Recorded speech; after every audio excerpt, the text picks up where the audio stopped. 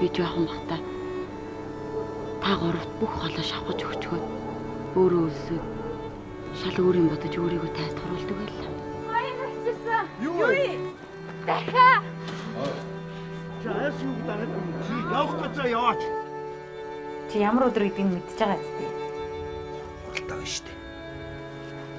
Зорхоо өөр хүүхэд тоолж байна. Би чамайг харахыг хүсэхгүй. Би чамайг харах хүрч чадахгүй тийм үзэн ядж өгнө гэдэгт чамд эмэгтэй хүний бардамжаа алгуу.